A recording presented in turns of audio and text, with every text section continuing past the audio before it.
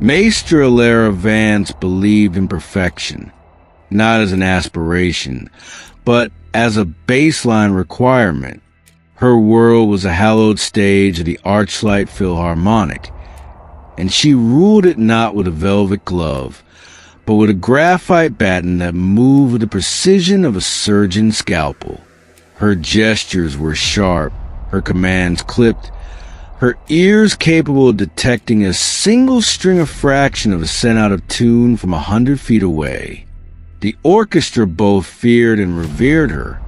They were the most technically brilliant ensemble in the world, but critics whispered that their music, for all its flawlessness, had no soul. This evening's rehearsal was for the upcoming world tour. The centerpiece was a solo performance featuring the orchestra's most prized possession, the Vesuvius Stradivarius, a violin forged in 1721, insured for 8 figures, and said to possess a sound that could make angels weep. It was currently in the hands of their prodigy concertmaster, a young man with immense talent and nerves of steel. Alara raised her baton. Silence fell thick and absolute. The first notes of the solo began, soaring through the vast, empty hall. The sound was breathtaking, a thread of liquid fire. Alara's eyes were closed, her body swaying with the music, her entire being focused on that single, perfect sound.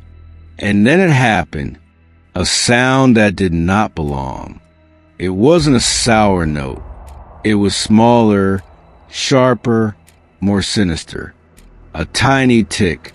The concertmaster stopped playing, his bow hovering over the strings, his face pale. Alara's eyes snapped open. The silence that followed was heavier than before. "What was that?" she demanded, her voice cutting through the air. The concertmaster, trembling, slowly lifted the violin. He turned it over, and there, running from the F-hole like a tiny bolt of lightning frozen in amber, was a hairline crack. A collective gasp went through the orchestra.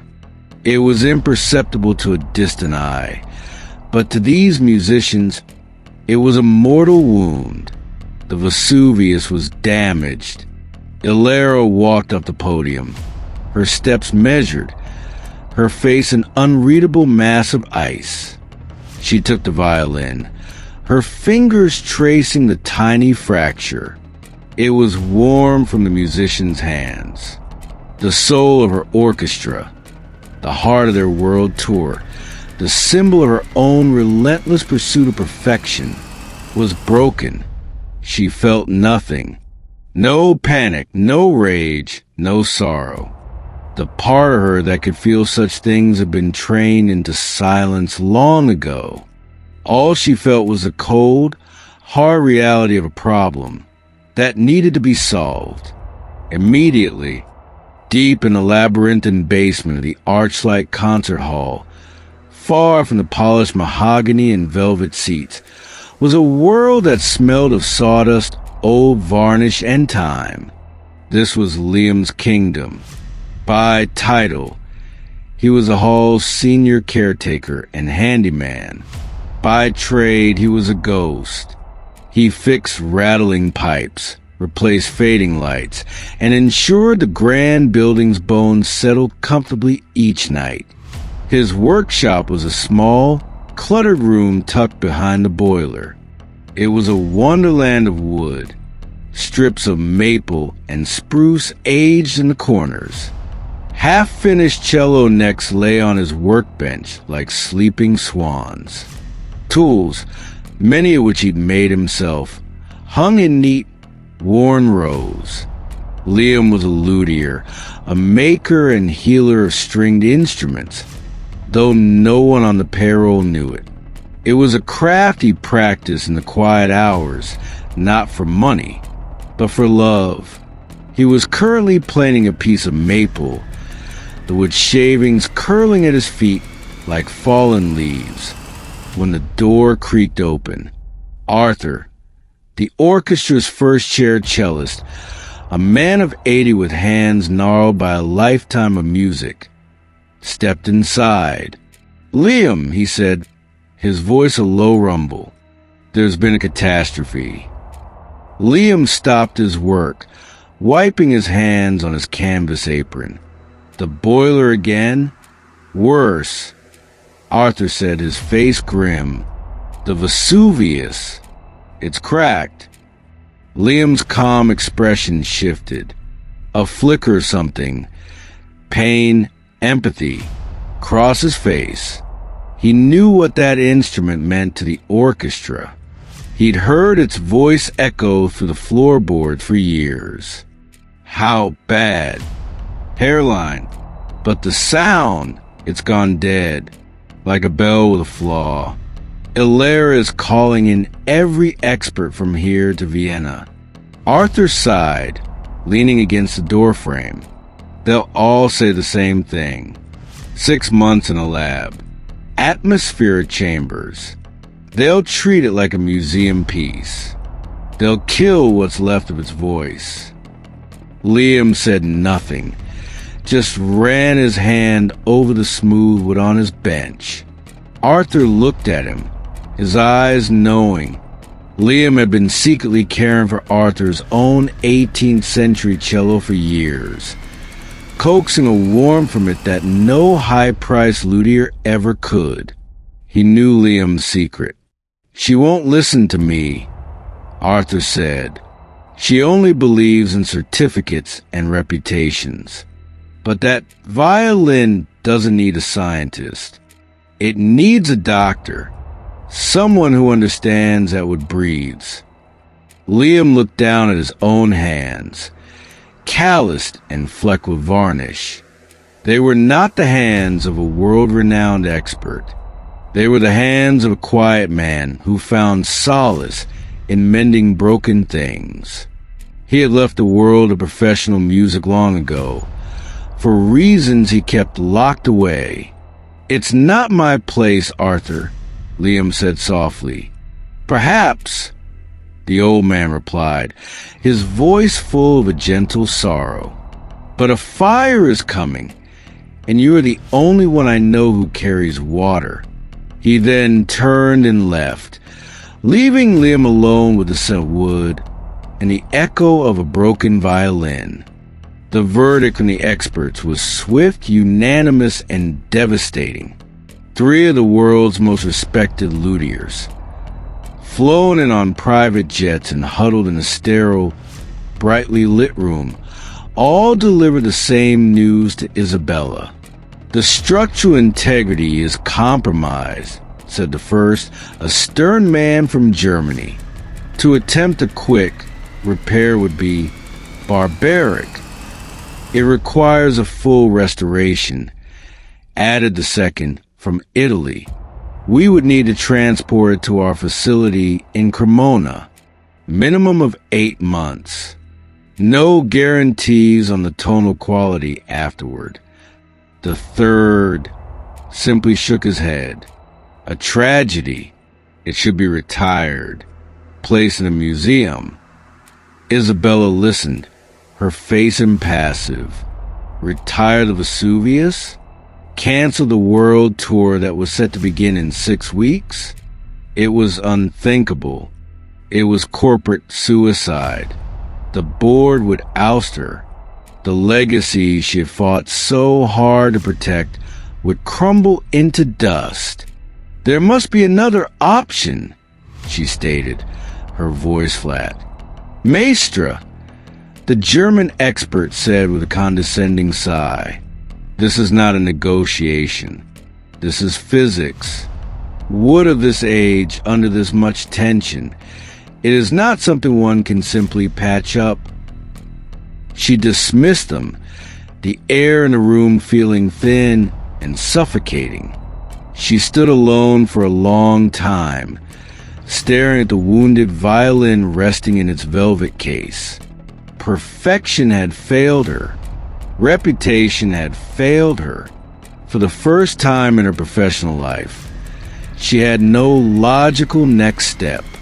Later that evening, as she was walking the empty halls, she found Arthur packing his cello. It was his last day. His retirement party had been a somber affair overshadowed by the violin's fate. "Arthur," she said, her voice softer than usual. The old man looked up. "Maestra, a sad day. They want to put in a glass box," she said, the words tasting like ash. "They want to turn it into a memory." Arthur finished wiping down his cello, his movement slow and full of familiar love. "Perhaps," he said, not looking at her, "you have been listening to the wrong experts." Isabella frowned. "They are the best in the world." "They are scientists of wood," Arthur corrected gently. "But the Vesuvius is not just wood. It is a vessel of music.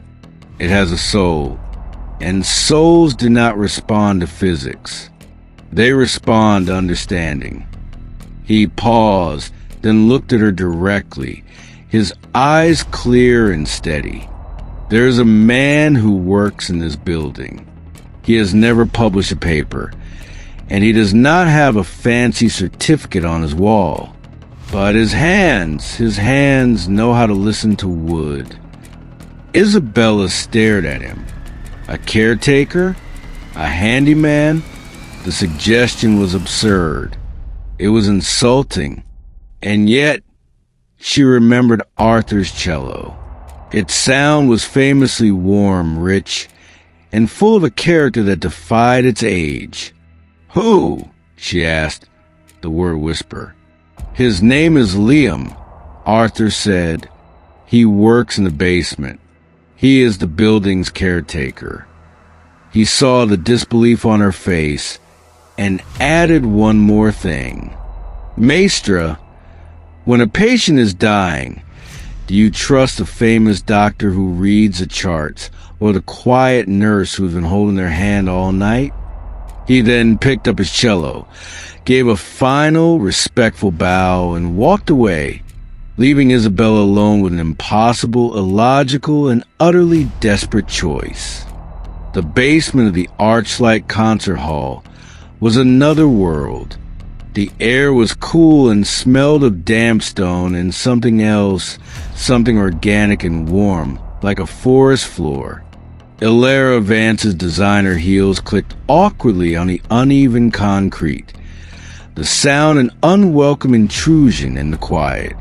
She felt like an intruder, an alien in this subterranean kingdom of pipes and shadows.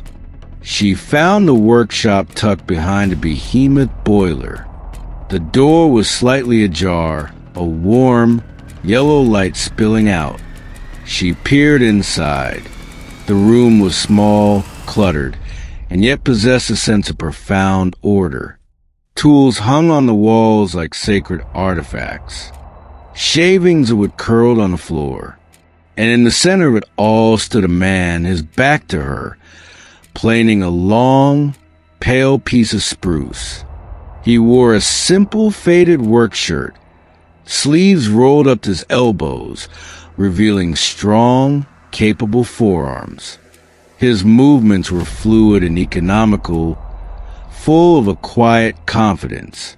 This was Liam, the caretaker. She knocked once on the open door. "Excuse me." He stopped his work and turned. He was perhaps in his early 40s, with kind, intelligent eyes the color of a stormy sea and brown hair that was slightly too long. He wasn't surprised to see her. He simply said his plane down and wiped his hands on cloth. "Maester Vance," he said, his voice calm and low. "Arthur said you might come." Isabella stepped into the workshop, her eyes scanning the apparent chaos. She held the velvet-lined case containing the Vesuvius as if it were a shield. "I was told," she began, her tone crisp and businesslike, that you have some experience with instruments." Liam's mouth quirked in a small, almost imperceptible smile. "I fix things," he said simply. "Leaky faucets, buzzing lights, the occasional broken heart of a cello." Her patience, already thin, began to fray. "This isn't a cello with a loose peg, mister." "Just Liam." "Liam," she repeated. "This is a 1721 Stradivarius. It is, for all intents and purposes, priceless. The world's leading authorities have deemed it delicate." "I'm sure they have," he said, his gaze finally resting on the case in her hands. He didn't seem awed. He seemed sympathetic, as if he were looking at a patient, not an object. "May I?" Hesitantly, as if surrendering a part of herself, she placed the case on his workbench. He opened it. There lay the Vesuvius, the tiny crack of scar on its perfect amber surface. Liam didn't touch it at first. He just looked at it for a long time. He leaned in, his eyes tracing the grain of the wood, the curve of the body. He seemed to be listening to it. "The experts want put in a climate-controlled chamber for 8 months, Isabella said, the words sharp with impatience. "They speak of polymers and spectral analysis. Can you do better?" Liam finally reached out a hand, his fingers, callous yet gentle, hovering just over the crack. "Better is the wrong word, Maestra," he said softly. "They want to operate. I think first it needs to be heard." He looked up at her, his gaze direct and unervingly calm. "It's not broken. It's wounded. There's a difference." Isabella was speechless. In a single afternoon, she had been offered more abstract philosophy than she had encountered in her entire pragmatic life. This was a waste of time. She should turn around, walk out, and call the museum in Vienna. But she didn't move, because in his eyes, she didn't see a handyman. She saw a deep, quiet reverence that she, for all her musical genius, had never truly felt for the instrument herself. She had seen it as a tool for perfection. He was seeing it as a living thing. And for some reason, that terrified and captivated her in equal measure. Liam spent the next hour with the violin. Ilera stood by the doorway, her arms crossed, watching every move with the intensity of a hawk. He didn't use any scientific instruments. He used his fingertips, his eyes, and a small, handcrafted wooden mallet with a felted head, which he tapped gently against the body of the instrument, listening to the resonance. Finally, he straightened up, a thoughtful expression on his face. "So," Ilera demanded, unable to bear the silence any longer, "what's your expert analysis?" "The wood is tired," Liam said, as if this were the most obvious thing in the world.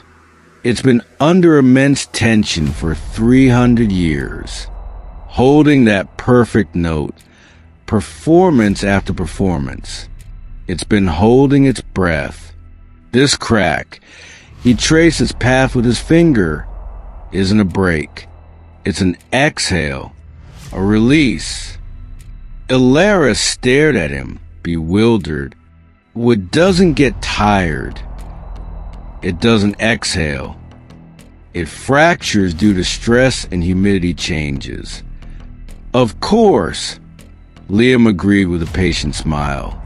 "That's the scientific explanation. But it's not the whole story. Do you think a singer's voice is just vocal cords vibrating? Or is it also the story of their life, their joy, their sorrow?" He looked down at the violin. This instrument has a story, and right now, it's telling us it needs to rest and heal. Not in a sterile lab, but in a place where it can breathe. And what does your unconventional treatment plan entail? She asked, her voice dripping with skepticism. Patience, he said, and trust. He explained his method. He wouldn't use modern polymers. He would use a traditional, slow-curing resin. He made himself from pine sap and other natural ingredients. He wouldn't force the cracks shut. He would gently humidify the wood, allowing it to swell naturally over several weeks, closing the gap on its own accord before introducing the resin. Weeks! Alara exclaimed. The tour starts in 6. The tour is your schedule, Maestra, Liam said gently, not the violins. Rushing this would be like telling a deep wound to heal overnight. It might close on the surface, but the weakness will remain underneath. You'll get a scar, not a healing. He looked her directly in the eye. I can't promise you a deadline. I can't promise you it will sound exactly as it did before. The experts are right about that. A thing that has been wounded is never the same. He paused, letting the words sink in. But I can promise you that I will treat it not as a priceless object, but as a living voice that has lost its way. I will help it find its song again. Everything in Alara's logical, results-driven mind screamed at her to refuse. This was madness. Trusting her orchestra's future to a poetic handyman in a dusty basement. It was the most irresponsible decision she could possibly make. But as she looked at him, at the quiet conviction in his eyes and the gentle certainty in his hands, she felt a flicker of something she hadn't felt in years, a sliver of faith in something other than herself. She had tried perfection. She had tried expertise. Both had failed. All that was left was a wild, desperate gamble. Fine, she heard herself say, the word feeling foreign on her tongue. Do it. But if you fail, you won't just have a broken violin on your conscience. You'll have the collapse of this entire institution. Liam simply nodded. The pressure is what caused the crack in the first place, Maestra. Perhaps it's time we all learn to let go. The days that followed were a strange new rhythm for Alara. Her public life was a storm of damage control, tense board meetings, placating sponsors, and fielding calls from a worried tour manager. But every evening, after the noise died down, she found herself drawn to the quiet sanctuary of the basement. She wouldn't announce herself. She would just stand in the doorway of the workshop, watching. Liam's process was a form of meditation. He had built a small, glass-walled humidor for Vesuvius. For hours, he would just sit with it, monitoring the humidity, making minute adjustments. He never seemed rushed. His movements were deliberate, patient, reverent. Sometimes he would talk to the violin. Quietly. There now, she heard him murmur one evening, as he adjusted a damp cloth inside the case. Just breathe. No one's asking you to sing today. Alara found it both absurd and profoundly moving. She, who commanded 100 musicians with sharp gestures, had never thought to speak to an instrument with such tenderness. She started bringing him coffee. He would accept it with a quiet nod of thanks, and they would sit in a comfortable silence, the only sound the hum of the boiler and the gentle hiss of the humidifier. "You were a musician once, weren't you?" she asked one night, breaking the silence. He looked up from his work, his eyes holding a distant memory. "A long time ago, I played the cello." "What happened?" He hesitated, a shadow passing over his face. "I was good," he said. "Technically proficient. I was at the conservatory, destined for a chair in an orchestra just like this one. But I lack fire. My professor told me I played with perfect technique, but no heart. He said I was a brilliant craftsman, but not an artist." "He was wrong," Elara said, surprised by her own quick defense. Liam shrugged. "Was he?" I realized he was right in a way. I loved the music, but I loved the wood more. I was more interested in how the sound was born than in how it was performed. I didn't want to be the voice. I wanted to be the one who helped the voice heal. He looked at the Vesuvius resting in its case. "So I left. I chose a different kind of music." Elara fell silent, absorbing his story. She had spent her life chasing the spotlight, believing that to be the performer, the conductor, the one in control, was the only role that mattered. Liam had willingly chosen the shadows, a life of quiet service to the music itself. The thought was so foreign to her, it felt like a paradigm shift. She watched him gently wipe a speck of dust from the violin's case. She watched the care in his hands, the peace in his face, and she felt a pang of something she couldn't name. It wasn't pity. It was closer. She realized with a jolt to envy. The whispers in the concert hall grew louder. The board of directors, already on edge, was becoming restless. The story of the caretaker luthier had begun to leak, fueled by a skeptical and ambitious board member named Julian Croft.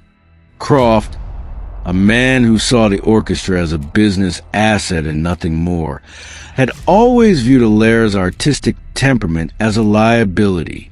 This was the opening he had been waiting for. "It's a betrayal of her fiduciary duty," Croft argued in a closed-door meeting Elara was not invited to. "She has entrusted our most valuable physical asset to an unqualified, uncertified amateur. A janitor. It's malpractice. She's emotionally compromised and is putting the entire institution at risk." The pressure mounted. Elara received a formal letter from the board, demanding a full report on the unconventional repair and a clear timeline for the violin's restoration. The implication was clear. Satisfy them, or they would begin proceedings to replace her.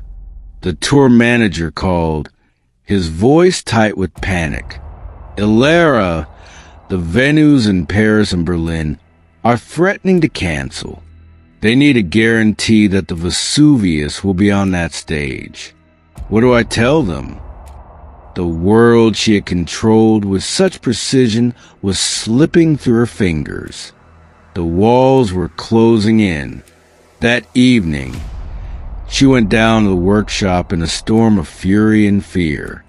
She found Liam, as always, calm and focused, checking the humidity gauges.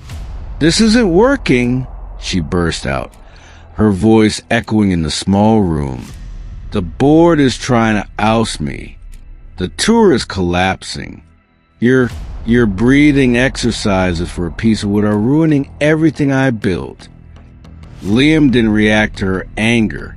He simply finished his measurement, made a note in a logbook, and then turned to her, his expression one of profound calm. "What are you afraid of, Alara?" he asked gently. The question disarmed her. "What am I? I'm afraid of losing my orchestra, of failing."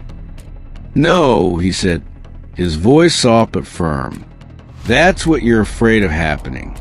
I'm asking what you are afraid of. What is the feeling?" She stared at him, speechless. No one had ever asked her that. "You're afraid of being seen as anything less than perfect," he continued, as if he were reading her soul. "You're afraid that if you show one crack, the entire facade will shatter, just like the violin." He stepped closer, his presence not threatening, but grounding.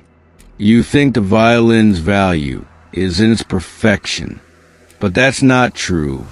Its value is in its resilience, in the fact that it has survived for 300 years, been held by countless hands, and has continued to make beautiful music not in spite of its age, but because of it. It has a story."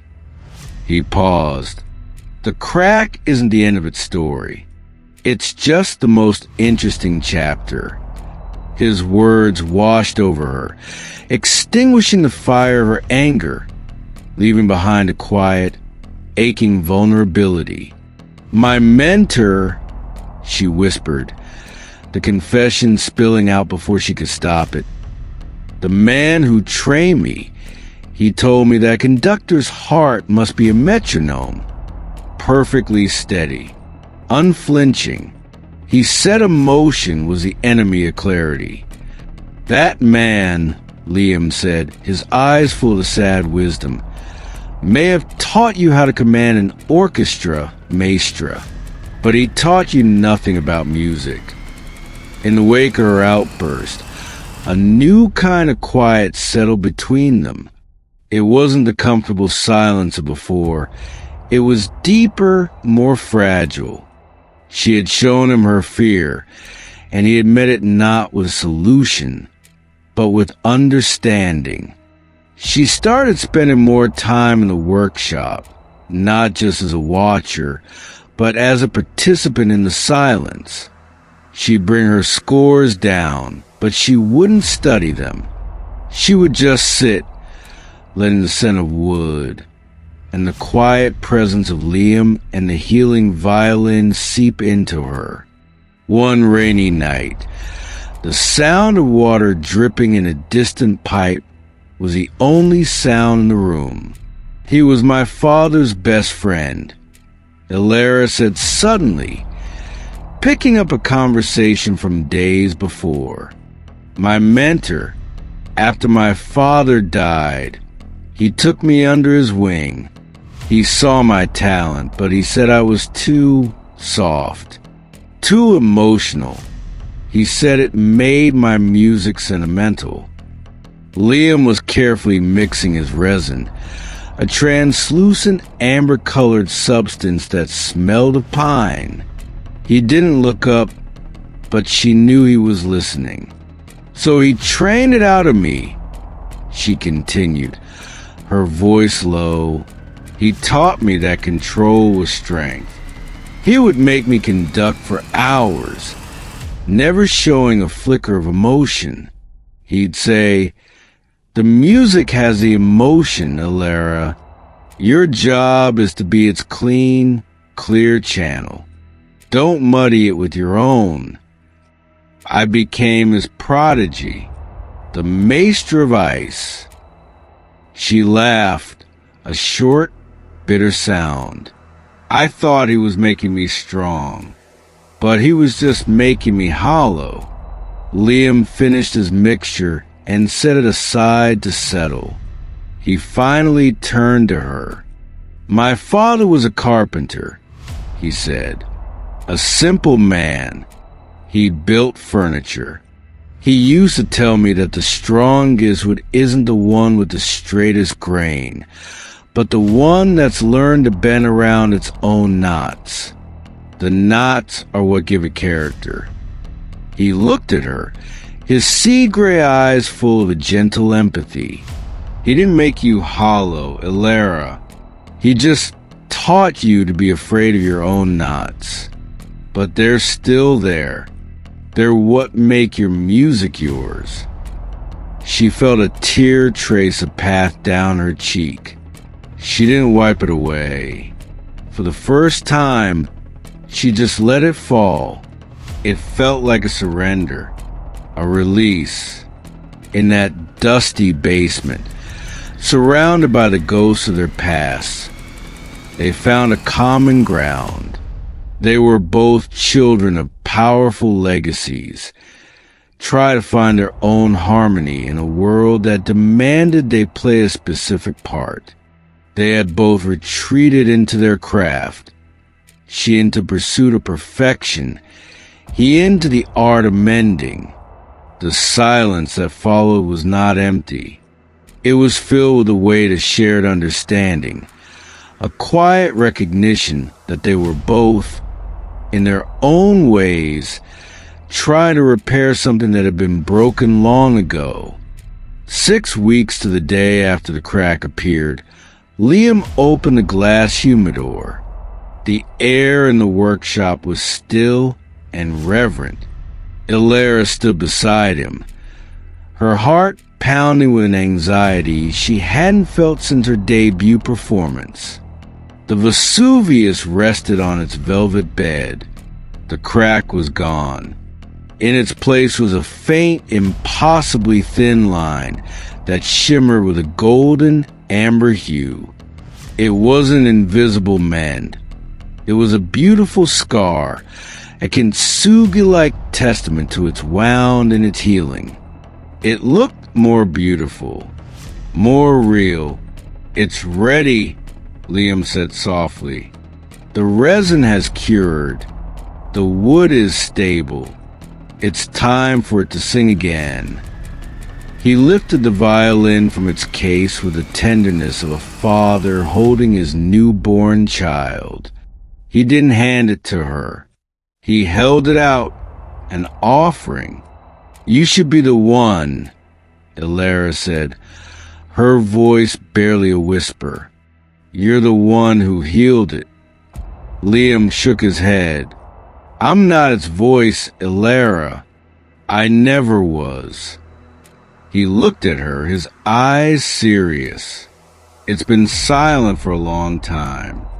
It needs a powerful voice to wake it up. It needs you." Her hands trembled as she took the instrument. It felt different in her grasp. Warmer, lighter, more alive. She picked up the bow. "Not here," she said.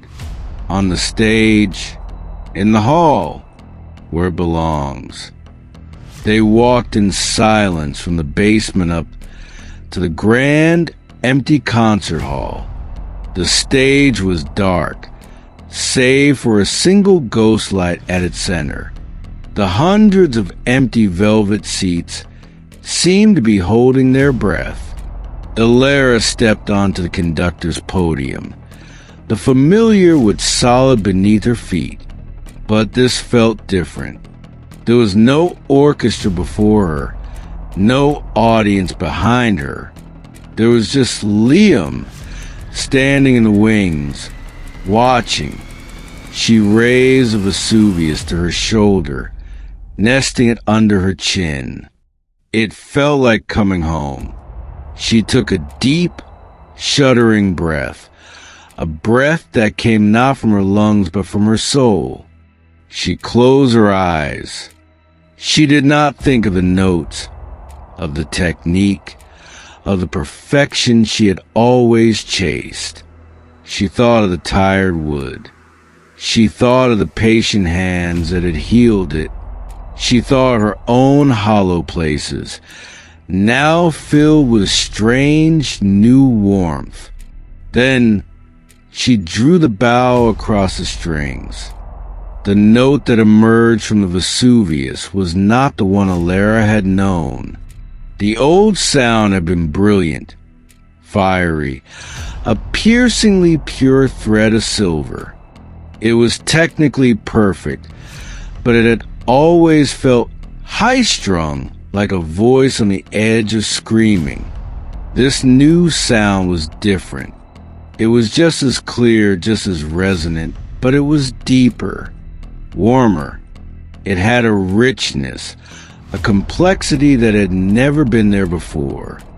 It was as if the instrument's voice had broken and healed into something more mature, more profound.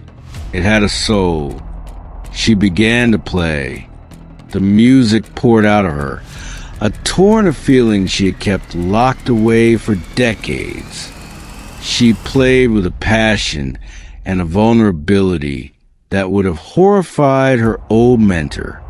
She played the sorrow of her father's coldness, the grief of her own hollow victories, the fear of her impending failure, and the gentle, burgeoning hope that had taken root in a dusty basement. The music filled the vast, empty hall, not as a performance, but as a confession. The violin didn't just sing. It wept, it soared, it raged, and it forgave. The scar on its body had given it a new voice, and it had, in turn, given Alara hers. When the final note faded into the rafters, she stood in silence, tears streaming down her face. She wasn't the maester of ice anymore. She was just a woman, holding a heel violin, finally feeling the music instead of just commanding it. Liam walked out from the wings, his own eyes glistening. He didn't applaud. That would have felt cheap. He just stood before her, his expression full of a deep, quiet pride. "I told you," he whispered. "A thing that has been wounded is never the same." She lowered the violin, her hand stroking the golden scar.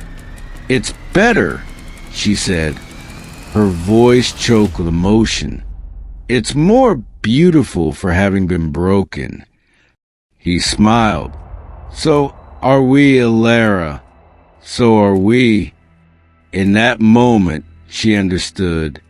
The pursuit of perfection was a fool's errand. True artistry, true strength, true life was not about avoiding cracks. It was about having the courage to heal them and the wisdom to know that the scars are what tell the most beautiful story. The emergency board meeting was scheduled for the next day. Julian Croft entered the boardroom with the confidence of a predator that had cornered its prey. He had the votes. He had the momentum. The removal of Alara Vance was a foregone conclusion. Alara entered last. She was not flanked by lawyers. She was alone. She placed a Vesuvius case on the long mahogany table. "Before we begin," she said, her voice calm and clear, "I would like to play something for you." Croft scoffed. "Alara, this is not a recital. This is a vote of no confidence." "I am aware," she said, her gaze steady. She opened the case, lifted the violin, and began to play. She played the same piece from the disastrous rehearsal, but the music was transformed. It was imbued with all the passion, pain, and hope she had discovered. It was technically flawless, but now it was also devastatingly human. The board sat in stunned silence, their corporate squabbles and financial concerns melting away in the face of such profound, honest beauty. When she finished, no one spoke. The music hung in the air, a testament to her transformation. "The Vesuvius is healed," she said simply. "Our world tour will proceed as planned." She then looked directly at Croft. "You see this violin as an asset, Julian. You see its flaw as a liability. That is why you will never understand what we do here. Our greatest asset is not perfection. It is our humanity. It is our ability to take what is broken and make it more beautiful. She had won, not with a counter-argument, but with a counter-melody. The vote of no confidence was unanimously rejected. Croft was left speechless. Her return to the orchestra was quiet. She walked onto the podium for the first rehearsal for the tour. The musicians watched her, uncertain, waiting for the return of the maestro of ice. She raised her baton, but instead of giving a sharp downbeat, she took a deep, audible breath, and then she smiled. A genuine, warm smile. "Let's make some music," she said. The rehearsal that followed was unlike any they had ever had. She was still demanding, still precise, but now there was a new element. Joy. She encouraged them to take risks, to play with feeling, to listen to each other. She conducted not just with her hands, but with her heart. And the orchestra responded, their music blossoming into something rich, vibrant, and breathtakingly alive. They were no longer a perfect machine. They were a living, breathing community. In the wings, Liam watched, his arms crossed, a quiet smile on his face. He had healed the violin, but she, he realized, had healed the orchestra. The world tour was a triumph. City after city, from Paris to Tokyo, hailed the Archlight Philharmonic's new sound. Critics who once called their music cold and technical now wrote rave reviews about its profound soulfulness and heartbreaking emotional depth. They praised Alara Vance's transformed conducting style, calling it a rebirth. After the final sold-out performance at Carnegie Hall, the celebration backstage was euphoric. Champagne flowed, praises were shouted, but Alara was nowhere to be found. She slipped away from the party and found Liam where she knew he would be, not in the green room with the dignitaries, but in the quiet, cavernous space beneath the stage, checking the rigging and packing the instrument cases with the road crew. He preferred the company of working hands. He looked up as she approached, her concert gown shimmering in the dim light. "Maestra," he said with a warm smile. "A stunning performance." "I couldn't have done it without you, Liam," she said, her voice sincere. "I just fixed the violin," he replied with his typical humility. "No," she said, stepping closer. "You did more than that. You reminded me what music is for. It's not for applause. It's not for perfection. It's to tell the stories our words can't." He nodded, his eyes full of a deep understanding. She was holding her own personal violin, a beautiful Guarneri she hadn't played for an audience in years. "My technique is perfect," she said, looking down at the instrument, "but my heart is still learning the notes." She looked at him, her expression open and vulnerable. "Teach me how to listen to it, the way you do." Liam's smile deepened. He said nothing. He simply walked back to his own worn, well-loved cello case, which he traveled with now.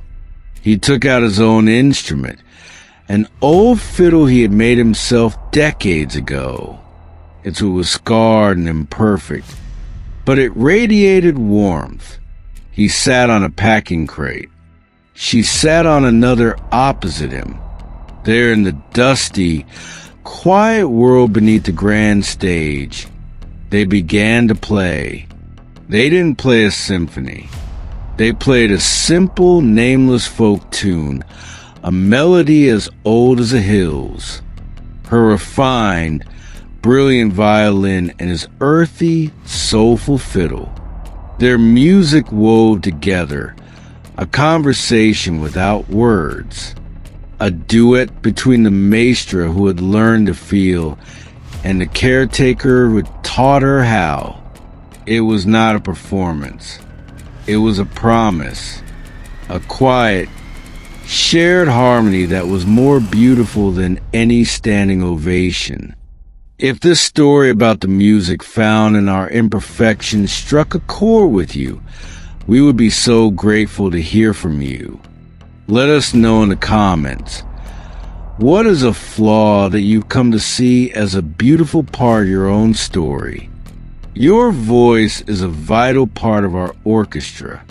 Liking, sharing, and subscribing allows us to continue creating stories that celebrate the quiet, soulful music of the human heart.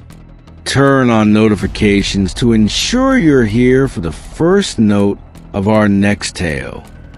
Thank you for listening and for being a part of this community. Until next time, may you find a harmony in your own beautiful, imperfect life.